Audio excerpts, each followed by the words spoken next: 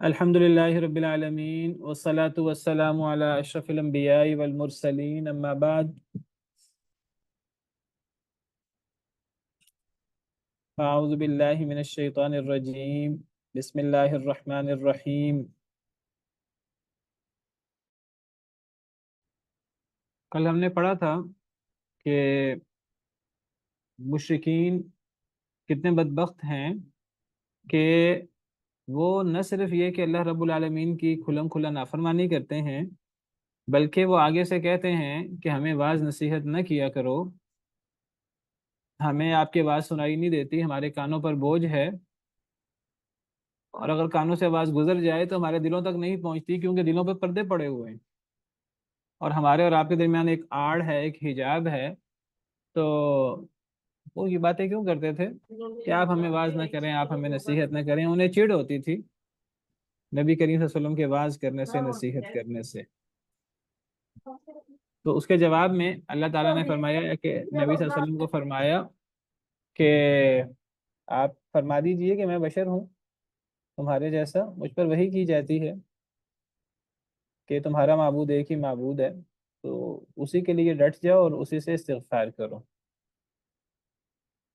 تو گویا کہ اس آیت کریمہ میں ایک تو یہ بتایا گیا ہے کہ میں تمہیں اپنی کوئی ذاتی بات نہیں بتا رہا، میں تو تمہارے جیسا انسان ہوں، مجھ پر جو وحی ہوتی ہے میں وہ وحی تم پر اللہ کے حکم سے پیش کرتا ہوں۔ یا دوسری تفسیر جو میں نے کل ذکر کی تھی وہ اس آیت کریمہ کی یہ ہے کہ اگر تمہارے دل پردے میں ہیں، اگر تمہارے کانوں پر بوجھ ہے، تو میں انسان ہوں، میں تو یہ بوجھ ختم نہیں کر سکتا، میں تو تمہیں ہدایت نہیں دے سکتا، میں تو تم تک صرف اپنی بات پہنچا سکتا ہوں۔ ہدایت دینے والی، دل پھیرنے والی ذات اللہ وحدہ لا شریک کی ہے۔ تو بہرحال یہ جواب اللہ کے حکم سے اللہ نے فرمایا نبی صلی اللہ علیہ وسلم کو آپ یہ جواب دیں، اور پھر فرمایا کہ آپ فرما دیجئے وَوَيْلٌ لِّلْمُشْرِكِينَ، ویل ہے مشرکین کے لیے۔ ویل کسے کہتے ہیں؟ ویل سے مراد یا تو ہلاکت ہے، یا بعض مفسرین کہتے ہیں کہ یہ جہنم کی ایک بڑی خطرناک اور بڑی ایک خوفناک قسم کی وادی ہے۔ ہلاکت ہے مشرکین کے لیے، یا جہنم کی وہ مخصوص وادی ہے مشرکین کے لیے۔ کون مشرکین؟ الذین لا یؤتون الزکاۃ، وہ مشرکین جو زکوٰۃ ادا نہیں کرتے، وہم بالآخرۃ ہم کافرون، اور جو آخرت کا انکار کرنے والے ہیں۔ تو ان آیات میں اللہ رب العالمین نے ویل کا ذکر کیا، اپنی ناراضگی کا ذکر فرمایا، جہنم کی ایک خطرناک وادی کا ذکر فرمایا، اور وہ تین قسم کے لوگوں کے لیے وہ ذکر فرمایا ہے۔ وہ تین قسم کے لوگ کون ہیں؟ ایک جو مشرکین ہیں، ایک جو زکوٰۃ ادا نہیں کرتے، اور ایک جو آخرت پر ایمان نہیں لاتے۔ تو یہ تین بڑے بڑے گناہ ہیں۔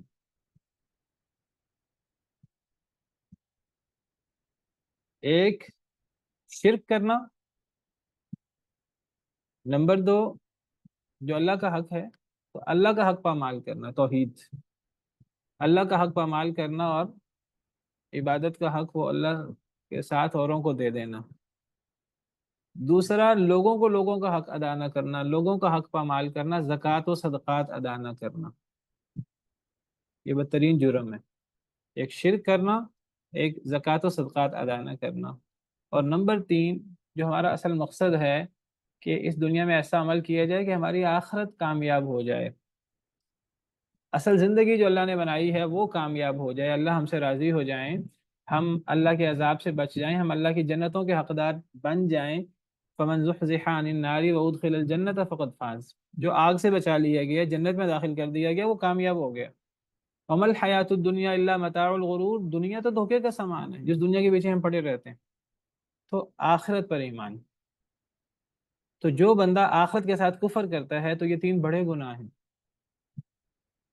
ایک اعتبار سے۔ ایک شرک، اللہ کا حق پامال کرنا، ایک لوگوں کو زکوٰۃ و صدقات ادا نہ کرنا، لوگوں کا حق پامال کرنا، اور نمبر تین جو اصل مقصد زندگی ہے ہمارا، اپنے آخرت بہتر بنانے کی کوشش کرنا، تو آخرت پر ایمان ہی نہ لانا، آخرت کا انکار کر دینا۔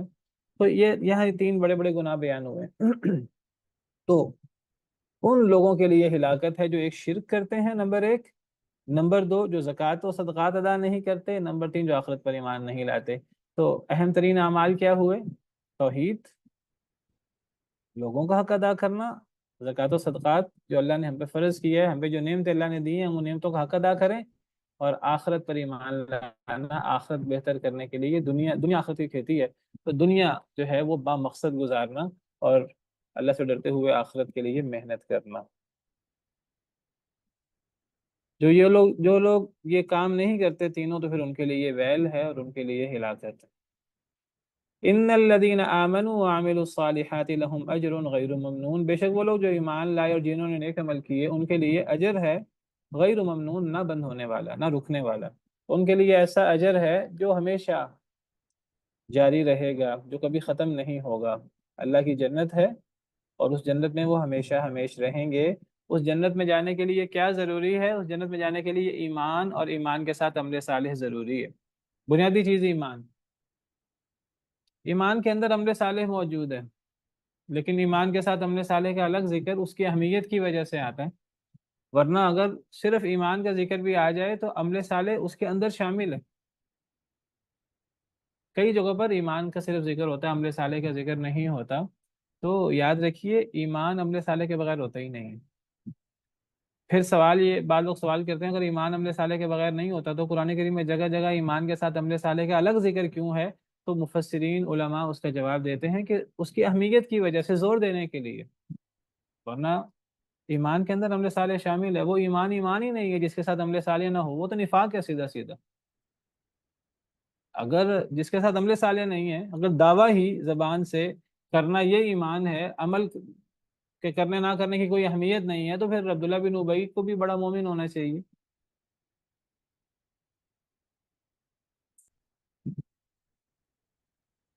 تو ایمان کے ساتھ عمل صالح، اور عمل صالح میں خود بھی عمل صالح اور دوسروں کو بتانا، وہ یہ سب چیزیں ایمان میں شامل ہیں، صبر کرنا وغیرہ وغیرہ، اصل چیز ہے ایمان۔ تو ایمان ہے تو پھر دنیا اور آخرت کامیاب ہے، اور پھر ایسا اجر ہے جو کبھی رکنے والا نہیں ہے۔ اور اگر ایمان نہیں ہے تو پھر انسان جنت میں نہیں جا سکتا۔ ایک کافر شخص ایمان کے بغیر، چاہے وہ ظاہری طور پہ کتنے اعمال، نیک اعمال کیوں نہیں کر رہا، ظاہراً لوگوں کو کھانے کھلا رہا ہو، لوگوں کے ساتھ حسن سلوک کرتا ہو، اگر ایمان نہیں ہے تو کچھ بھی نہیں ہے، وہ عمل ضائع ہو جاتے ہیں۔ ان الذين كفروا من اهل الكتاب والمشركين في نار جہنم خالدین فیہا، کافر لوگ خواہ اہل کتاب میں سے ہوں، خواہ مشرکین میں سے ہوں، وہ جہنم کی آگ میں ہوں گے، خالدین فیہا، اس میں ہمیشہ ہمیش رہیں گے۔ اولئک هم شر البریہ، یہ لوگ سب سے بدتر ہیں مخلوق میں، چاہے ظاہراً کتنے نیک اعمال کیوں نہ کرتے ہیں، کیونکہ ان کے اعمال وہ قبول ہی نہیں ہوتے، کیونکہ ان کے اعمال اڑتی ہوئی گرد بن جاتے ہیں، ان کے اعمال سراب کی طرح ہیں، وہ قابل قبول ہی نہیں ہے ان کے اعمال کافر لوگوں کے۔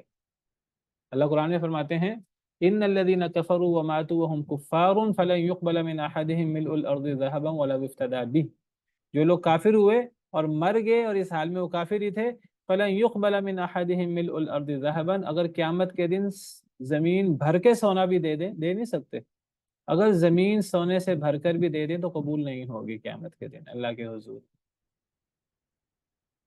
تو قیامت کے دن کیا چلے گا؟ ایمان، ایمان ہے، ایمان کے ساتھ پھر نیکی ہوتی ہے، وہ نیکی کی کرنسی چلے گی۔ ایمان بنیاد ہے تو باقی چیزیں، اگر ایمان ہی نہیں ہے تو کچھ بھی نہیں ہے۔ قل أئنكم لتكفرون بالذي خلق الأرض في يومين وتجعلون له اندادا، کہہ دیجئے کیا تم البتہ کفر کرتے ہو اس ذات کے ساتھ، خلق الارض جس نے پیدا کیا زمین کو، فی یومین 2 دنوں میں، وتجعلون له اندادا اور تم بناتے ہو اس کے لیے شریک، ذالک رب العالمین، یہ ہے رب العالمین، تمام جہانوں کا رب تو یہ ہے۔ وجعل فیہا رواسی من فوقها، میں ان آیات کی کٹھی وضاحت کر دیتا ہوں۔ وجعل فیہا رواسی من فوقها، اور اس نے بنایا اس میں، یعنی اس زمین میں، رواسی گاڑی ہوئی چیزیں، یعنی پہاڑ، رواسیہ یا راسیہ تن کی جمع ہے، اور راسیہ کہتے ہیں گاڑی ہوئی چیز کو، تو رواسیہ اس کی جمع ہے، یعنی گاڑی ہوئی چیزیں، یعنی پہاڑ،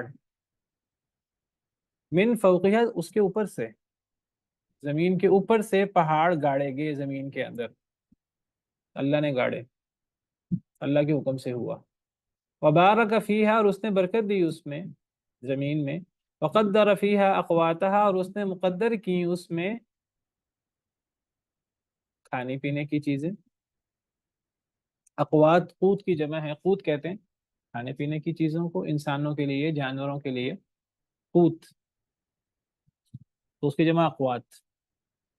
تو اس نے مقدر کی زمین میں رزق، انسانوں کا ہو یا جانوروں کا ہو، فی اربعۃ ایام، 4 دنوں میں، سواء للسائلین، برابر ہے سوال کرنے والوں کے لیے۔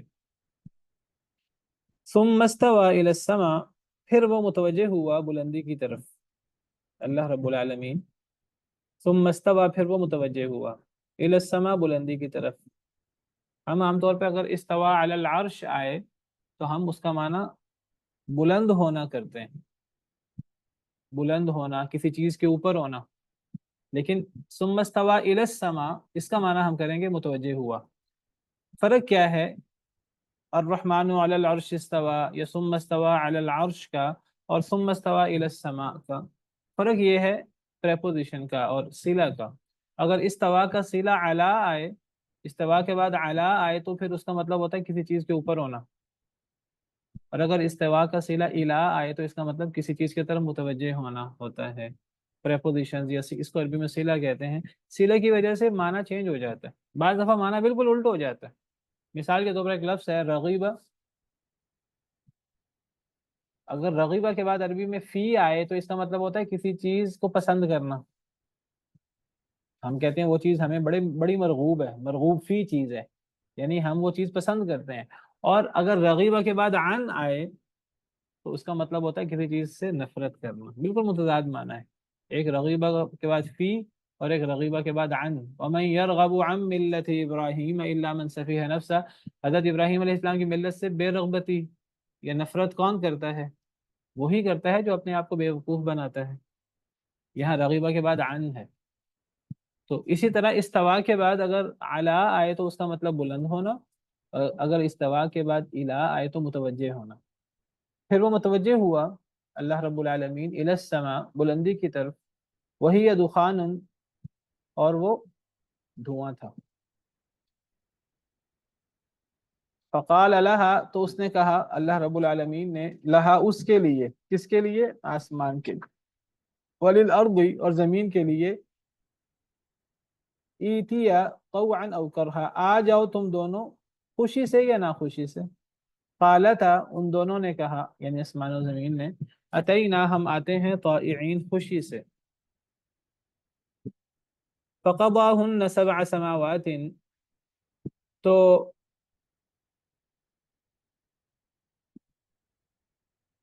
بنا دیا ان کو 7 سماوات، 7 آسمان، فی یومین، 2 دنوں میں، وأوحى فی کل سماء امرها، اور وحی کی ہر آسمان میں اپنے حکم کی۔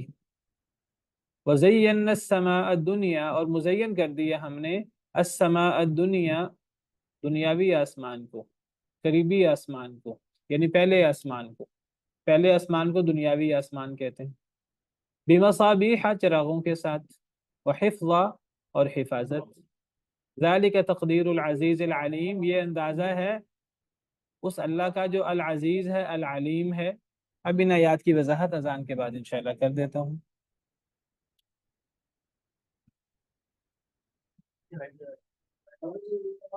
جی،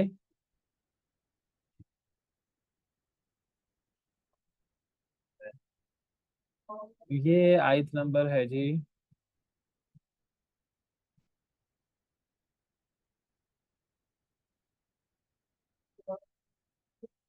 سورہ حامیم سجدہ یا سورہ فصلت، آیت نمبر 6 اور 7۔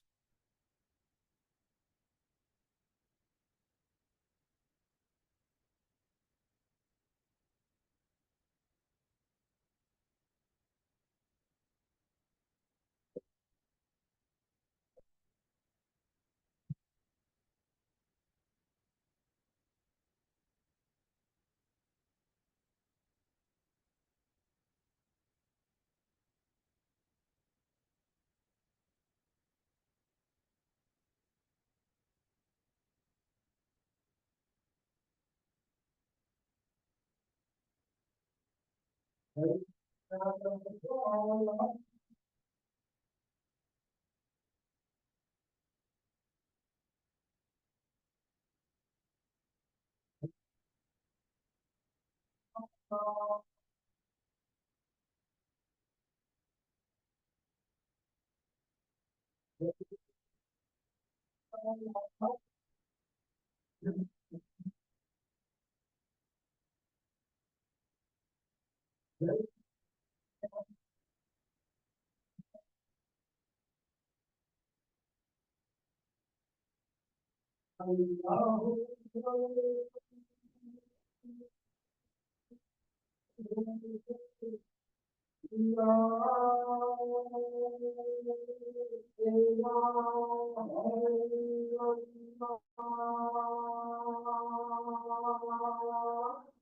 إله إلا الله. اللهم صل على محمد محمد كما صليت على إبراهيم وعلى آل إنك حميد مجيد. كان محمد كما باركت على إبراهيم. هذه الدعوة التامة الصلاة القائمة آت محمدا الوسيلة والفضيلة وبعث الله عليه وسلم.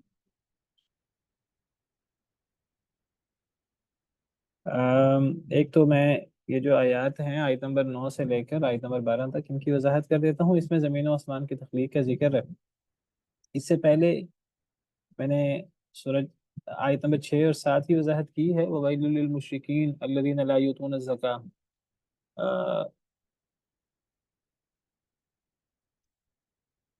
تین بڑے بڑے گناہ بیان ہوئے ہیں. ایک شرک کرنا، ایک زکوٰۃ ادا نہ کرنا، اور ایک آخرت کا انکار کرنا. اچھا، یہاں ایک اشکال ہے مجھے بتانا بھول گیا کہ یہ آیت کریمہ اصل میں مکی دور کی ہے. اور ایک اس میں ایک تو یہاں زکوٰۃ کا ذکر ہے. اس میں اشکال ہے.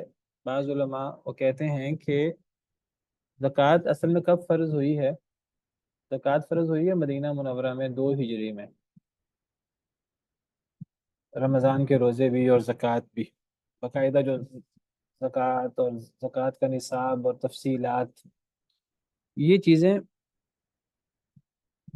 مدنی دور میں فرض ہوئی ہیں 2 ہجری میں. تو یہ مکی صورت ہے اور مکی صورت میں زکوٰۃ کا ذکر ہے. تو یہاں زکوٰۃ سے مراد کیا زکوٰۃ ہے، زکوٰۃ صدقات وغیرہ، یا یہاں زکوٰۃ سے مراد ویسے پاک ہونا، اپنے آپ کو گناہوں سے پاک کرنا یا شرک سے پاک کرنا، توحید مراد ہے؟ بعض لوگوں نے کہا کہ یہاں اصل میں کیونکہ مکی صورت ہے، شروع دور کی صورتوں میں سے ایک صورت ہے، تب تو زکوٰۃ فرض نہیں ہوئی تھی. تو یہاں پیچھے شرک کا ذکر بھی ہو رہا ہے. تو الذین لا یؤتون الزکاۃ سے مراد ہے جو زکوٰۃ ادا نہیں کرتے، یعنی جو پاک نہیں ہوتے، گناہوں سے پاک نہیں ہوتے، شرک سے پاک نہیں ہوتے. بعد نے یہ تفسیر کی، لیکن یہ تفسیر صحیح نہیں ہے. اس پر اعتراضات ہیں. کیونکہ اگر یہاں پاک ہونا مراد ہوتا، زکوٰۃ کا لفظی مطلب پاک ہونا ہی ہوتا ہے. اگر یہاں پاک ہونا مراد ہوتا پھر لا یؤتون الزکاۃ نہ ہوتا، پھر لا یأتون الزکاۃ ہوتا کہ وہ پاکی کو نہیں آتے. پھر یؤتون نہ ہوتا، پھر یأتون ہوتا. تو جب یہاں یأتون نہیں ہے، یہاں یؤتون ہے، اور یؤتون کا مطلب آنا نہیں ہوتا، یؤتون کا مطلب دینا ہوتا ہے. تو پاکی کو نہیں دیتے تو یہ تو معنی بنتا نہیں ہے. اگر تو یأتون ہوتا پھر کہا جا سکتا تھا کہ یہاں پاک ہونا مراد ہے. لیکن یہاں اصل میں زکوٰۃ سے مراد زکوٰۃ صدقات ہی ہیں. تو جو لوگ یہاں پاک ہونے کا معنی کرتے ہیں وہ زیادہ بہتر یہ ہے کہ یہاں ادائیگی، صدقہ خیرات ہی مراد لیا جائے. لیکن پھر اس میں اشکال ہے کہ وہ تو فرض نہیں ہوئی تھی، تو یا تو یہاں صدقات مراد لیے جائیں، یا پھر ہم کہیں گے کہ ٹھیک ہے باقاعدہ زکوٰۃ تو وہ مدینہ میں جا کر فرض ہوئی، لیکن زکوٰۃ و صدقات، فرض اور نفل زکوٰۃ کی ایک صورت وہ پیچھے سے چلی آ رہی تھی. تو وہ صورت چلتی رہی جب تک نئے احکامات نازل نہیں ہوئے. اس کو ایسے سمجھا جائے جیسے نماز ہے بالفرض. نماز اب کب فرض ہوئی؟ نماز معراج کے موقع پر فرض ہوئی. باقاعدہ جو نماز کا طریقہ کار ہے 5 نمازیں، وہ معراج کے موقع پر فرض ہوئی. معراج ہوا اور معراج میں آپ کو نمازوں کا تحفہ دیا گیا، پہلے 50 نمازیں ہیں، پھر وہ کم ہوتی ہوتی 5 تک رہ گئیں۔ حضرت موسیٰ نے تو کہا کہ مزید کم کروائیں، نبی صلی اللہ علیہ وسلم نے فرمایا مجھے حیا آتی ہے، اور بعد روایت اللہ تعالیٰ واپس گئے دوبارہ تو اللہ نے فرمایا کہ بس اب اس سے کم نہیں ہو سکتی، میرے پاس بات تبدیل نہیں ہوتی، ما یبدل القول لدی، میرے پاس بات تبدیل نہیں ہوتی، میں نے 50 کہا تھا، اب 5 کر دیں، یہ ہیں 5، حقیقت میں 50 ہی ہیں، 50 کے برابر اجر ہے، تو اس سے کم نہیں ہوں گی۔ تو 5 نمازیں جو فرض کی گئی معراج کے موقع پر، اور اگلے دن معراج سے سیدنا جبریل امین علیہ السلام تشریف لائے 2 دن، اور انہوں نے آ کر نمازیں پڑھائیں نبی صلی اللہ علیہ وسلم کو، ان کے اوقات، ان کی تفصیلات وہ ساری طے ہوئیں۔ پہلے دن اول وقت میں ساری نمازیں پڑھائیں، دوسرے دن آخر وقت میں ساری نمازیں پڑھائیں، اور فرمایا کہ ان کے درمیان وقت ہے۔ تو یہ ساری تفصیلات معراج اور معراج کے بعد کی ہیں۔ اور معراج کب ہوا ہے؟ معراج کے بارے میں جی،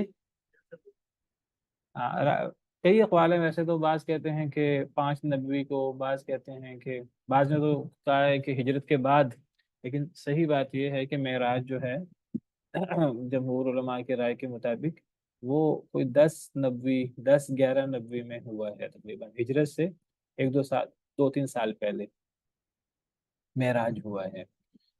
تو نماز تو 5 نمازیں جو موجودہ صورت ہے وہ تو تب فرض ہوئی، لیکن آپ قرآن کریم کا مطالعہ کریں تو قرآن کریم کی بالکل شروع کی صورتوں میں نماز کا ذکر ملتا ہے، یعنی وہ صورتیں جو معراج سے پہلے نازل ہوئی ہیں ان میں نمازوں کا ذکر ملتا ہے۔ سورہ مزمل ہے، بالکل شروع کی صورتوں میں سے ہے، اس میں نماز کا ذکر ہے، یا ایھا المزمل قم اللیل الا قلیلا نصفہ او انقص منہ قلیلا او زد علیہ ورتل القرآن ترتیلا، آدھی آدھی رات، 2 تہائی رات، 1 تہائی رات نماز پڑھیں، قرآن تہجد پڑھیں، تو ہمیں نماز کا ذکر ملتا ہے۔ تو وہ کون سی نماز ہے؟ تو نفل نمازیں، یا 2 نمازیں صبح شام کی، یا وہ جو نمازوں کا سلسلہ پہلے سے چلا آ رہا تھا وہی برقرار رہا، وہی پڑھتے رہے نبی صلی اللہ علیہ وسلم، صحابہ کرام، باقاعدہ پوری وضاحت کے ساتھ نئی تفصیل وہ معراج وغیرہ کے موقع پر نازل ہوئی، اسی سلسلے کو پہلے چلایا گیا، اسی کے مطابق حکم ہوا کہ آپ نماز پڑھتے رہیں، زکوٰۃ دیتے رہیں۔ تو واللہ عالم یہاں الذین لا یؤتون الزکاۃ سے مراد زکوٰۃ صدقات ہی ہیں، جیسے چلی آ رہی تھی اسی کو برقرار رکھا گیا، حتیٰ کہ 2 ہجری میں جا کر پھر وہ پوری تفصیل اور پورے نصاب کے ساتھ زکوٰۃ فرض ہوئی۔ تو یہاں زکوٰۃ سے مراد زکوٰۃ ہی ہے، جو جو تفصیلات چلی آ رہی تھی انہیں کو برقرار رکھا گیا۔ اب ایک اور اشکال ہے اس آیت کریمہ میں، وہ یہ ہے کہ یہاں مشرکین اور کفار کی بات ہو رہی ہے، اور اللہ مشرکین اور کفار کے بارے میں اللہ فرما رہے ہیں ایک تو ان کے لیے ویل ہے ان کے شرک کی وجہ سے، اور اس لیے کہ وہ آخرت پر ایمان نہیں لاتے، یہ تو سمجھ آتی ہے، لیکن یہ کہنا کہ وہ زکوٰۃ ادا نہیں کرتے، تو کیا اگر وہ زکوٰۃ ادا کرتے تو قبول ہو جاتی زکوٰۃ؟ وہ تو قبول ہی نہ ہوتی، کیونکہ کفر کے ساتھ تو کوئی عمل قبول ہی نہیں ہوتا۔ تو سوال اس سے پیدا ہوتا ہے کہ اگر ایک بندہ مومن نہیں ہے، تو ایک تو اس کا جرم ہے کہ وہ مومن نہیں ہے، ایمان نہیں لایا، تو کیا اس کو نماز نہ پڑھنے کا بھی سزا ہوگی، اس کو زکوٰۃ نہ دینے کی بھی سزا ہوگی، جھوٹ نہ بولنے کی بھی سزا ہوگی، ہر عمل کی الگ سزا ہوگی؟ اس آیت کریمہ سے محسوس ہوتا ہے ایسے ہی ہے کہ مشرکین کے لیے ویل ہے، ایک تو ویل ہے کہ ان کے شرک کرنے کی وجہ سے، ایک ان کے لیے ویل ہے ان کے آخرت پر ایمان نہ لانے کی وجہ سے، اور ایک ان کے لیے ویل ہے زکوٰۃ ادا نہ کرنے کی وجہ سے۔ کیا وہ زکوٰۃ کے مکلف تھے کہ نہیں تھے؟ جی وہ زکوٰۃ کے مکلف تھے، اگر وہ زکوٰۃ ادا کرتے تو تب بھی قبول نہ ہوتی۔ وہ زکوٰۃ کے مکلف تھے، یعنی اس زکوٰۃ کے مکلف تھے کہ پہلے ایمان لاتے پھر زکوٰۃ ادا کرتے۔ اگر ایک کافر شخص ایمان نہیں لاتا، زنا کرتا ہے، تو کیا اس کو زنا کی سزا ہوگی کہ نہیں ہوگی؟ کفر کی تو سزا ہوگی ہی ہوگی۔ وہ وہ نکاح کا بھی مکلف ہے، اگر وہ نکاح کر لے کافر، اس کا نکاح ہی قابل قبول نہیں ہے، اس معنی میں کہ وہ ایمان ہی نہیں لایا۔ تو کون سا نکاح قبول ہے؟ نیک عمل اس سے مطلوب ہے، لیکن وہ نیک عمل قبول ہوگا ایمان کے ساتھ۔ یعنی ایک کافر اگر جھوٹ بولے، ایک تو اس کو کفر کا گناہ ہے، کیا جھوٹ بولنے کا گناہ ملے گا کہ نہیں ملے گا؟ ملے گا۔ کیا مطلوب ہے ایک کافر سے؟ ایک کافر سے مطلوب ہے سچ بولے۔ اچھا اگر ایک کافر کافر رہتے رہتے سچ بول لے، کیا قابل قبول ہوگا؟ صرف سچ قابل قبول نہیں ہوگا، وہ سچ قابل قبول ہوگا جو ایمان کے بعد ہو۔ تو پہلے اس کے لیے ایمان لانا ضروری ہے، پھر اس کے لیے سچ بولنا ضروری ہے۔ تو ایک یہ اشکال بھی ہے۔ تو کیا کافر زکوٰۃ ادا کرنے کا مکلف ہے یا نماز پڑھنے کا مکلف ہے یا سچ بولنے کا مکلف ہے، دیگر احکامات کا مکلف ہے؟ جی بالکل مکلف ہے۔ اگر وہ نہیں پڑھتا، وہ سارے کام نہیں کرتا، تو کفر کی سزا بھگتنے کے ساتھ ساتھ باقی اعمال اس کی سزا بڑھتی جائے گی، بڑھتی جائے گی، تو وہ باقی اعمال کی سزا بھی بھگتے گا۔ وہ مکلف ہے کہ وہ زکوٰۃ ادا کرے، اور اس کی زکوٰۃ کب قبول ہوگی؟ جب ایمان لائے گا تو ایمان کے ساتھ اس کی زکوٰۃ قبول ہوگی۔ تو وہ بھی ان چیزوں کا مکلف ہے، واللہ تعالی اعلم۔ اب آگے ہم اپنی بات کی طرف آتے ہیں کہ قل ائنکم سر اس لتکفرون میں بالذی۔ یہاں پہ نہیں، جی، ہم کہنا یہ چاہ رہے ہیں کہ گناہ جو ہے وہ دونوں ہی ہوں گے، اور جو نیک عمل ہے اس کا اس کو فائدہ نہیں ہوگا، اگر اس نے سچ بولا ایمان ہوگا تو فائدہ ہوگا، مطلب کنکلوژن نہیں یہ ہے۔ اصل میں نہیں، یہ بات تو بڑی کلیئر ہے کہ ایک کافر کا سچ بھی قابل قبول نہیں ہے۔ اس لیے قابل قبول نہیں ہے کہ وہ اس کا نیک عمل ہے، اور نیک عمل کا اس کو فائدہ نہیں ہے۔ نیک عمل کا فائدہ ایمان کے جی، ساتھ ہوتا ہے۔ یعنی سوال اگر یہ ہے جھوٹ کہ بولے گا تو گناہ ہوگا اور سچ بولے گا تو یہ اس کا سوال ہے، ثواب نہیں ہے۔ سوال یہ ہے کہ کیا وہ سچ بولنے کا مکلف ہے کافر کافر رہتے ہوئے، یا وہ مکلف ہی نہیں ہے کسی عمل کا جب تک ایمان نہ لائے؟ نہیں، وہ مکلف ہے ہر عمل کا۔ یعنی دیکھیں، نماز کا وقت آ جاتا ہے، اللہ نے مومنوں پر نماز فرض کی ہے، اگر ایک کافر شخص ابو جہل یا دیگر کفار نماز نہیں پڑھتے تھے نماز کے وقت میں، تو وہ نماز نہ پڑھنے کے سزا کے مستحق بھی ہیں۔ اگر وہ پڑھ لیتے تو وہ ان کا نماز قابل قبول نہ ہوتی کفر کی وجہ سے، کیونکہ نیک عمل کی قبولیت کی شرط یہ ہے ایمان، اور ایمان کے بعد اخلاص، اور اخلاص کے بعد نبی صلی اللہ علیہ وسلم کی اتباع۔ تو یہ کوئی شرط پوری نہیں ہے، لیکن اس کے باوجود کفار مکلف ہیں گناہ سے بچنے کے، ہر قسم کے گناہ سے بچنے کے مکلف ہیں۔ نہیں بچیں گے تو اپنے نامہ اعمال میں وہ گناہ پر گناہ کمائے جا رہے ہیں، والعیاذ باللہ۔ یہ ساری بحث کیسے آئی کہ مشرکین اور کفار کا ذکر ہے اور ان کی زکوٰۃ کی ادائیگی نہ کرنے پر مذمت ہو رہی ہے، تو اس سے پتہ لگا، واللہ اعلم۔ قل ائنکم لتکفرون، آگے سوال ہے کہ زمین و آسمان کی تخلیق کی بات ہوئی، تو سب سے پہلے زمین و آسمان کی تخلیق کتنے دنوں میں ہوئی ہے؟ تو یہ جو آیات ہم پڑھ رہے ہیں ان سے بھی، اور قرآن کریم کی دیگر آیات ہم پڑھتے ہیں، تو زمین و آسمان کی تخلیق کتنے دنوں میں ہوئی ہے ٹوٹل؟ 6 دن میں۔ هو الذی خلق السماوات والارض فی 6 ایام، اللہ قرآن میں فرماتے ہیں کئی جگہ پر، ایک جگہ پر نہیں ہے، اللہ نے زمین و آسمان کو 6 دنوں میں بنایا۔ اب 6 دنوں میں اللہ نے جو زمین و آسمان کو بنایا ہے اس کی کیا تفصیل ہے؟ تو اللہ فرماتے ہیں کہ تم اللہ کے، اصل میں یہ سورت جو ہے مشرکین کے عام اعتراضات کے جواب میں اتری ہے۔ مشرکین شرک کرتے تھے، کفر کرتے تھے، ایمان نہیں لاتے تھے، تو اللہ تعالیٰ انہیں جھنجھوڑ رہے ہیں۔ اللہ فرما رہے ہیں کہ تم اللہ کے ساتھ کفر کر کیسے سکتے ہو، اس ذات کے ساتھ جو صرف تمہارا خالق نہیں، اس کائنات کی ہر چیز کا خالق ہے، زمین و آسمان کا خالق ہے۔ تو تم، یعنی اب دیکھیں مشرک کیا کرتا ہے، مشرک اصل میں لات منات عزا کو یا نبیوں کو یا ولیوں کو وہ اللہ رب العالمین کے برابر کر دیتا ہے، یا وہ اب اللہ کے بندوں کو اللہ کے برابر کر دیتا ہے، یہ بھی اللہ کی توہین ہے، یا وہ اللہ کو بندوں کے برابر کر دیتا ہے، یہ بھی اللہ کی توہین ہے۔ یعنی اس اللہ کو جو زمین و آسمان کا خالق ہے، اتنا عظیم ہے، اس اللہ کو وہ مخلوق کے برابر کر دیتا ہے، یہ اللہ کی کتنی توہین ہے۔ اللہ کہتے ہیں کہ اگر تم نے اللہ کے علاوہ کسی کو معبود بنانا ہے، اسے پیدا کرنے والا ہونا چاہیے، زمین و آسمان کو پیدا کرے، وہ مخلوق کو پیدا کرے، جس کو تم معبود بناتے ہو اللہ کے علاوہ وہ تو مکھی بھی پیدا کرنے پر قادر نہیں ہے، تم انہیں اللہ کا شریک بنا دیتے ہو۔ تو وہی انداز ہے جو قرآن میں جگہ جگہ ہے، اللہ توحید ربوبیت سے توحید الوہیت ثابت کرتے ہیں۔ اللہ کہتے ہیں کہ اللہ کے علاوہ کوئی معبود کیسے ہو سکتا ہے جب ساری چیزوں کو پیدا تو اللہ نے کیا ہے، زمین و آسمان کو اللہ نے 6 دنوں میں پیدا کیا ہے۔ اس کی وضاحت کل پڑھتے ہیں انشاءاللہ، آج اسی پر بس کرتے ہیں۔ سبحان ربک رب العزت عما یصفون وسلام علی المرسلین والحمد للہ رب العالمین۔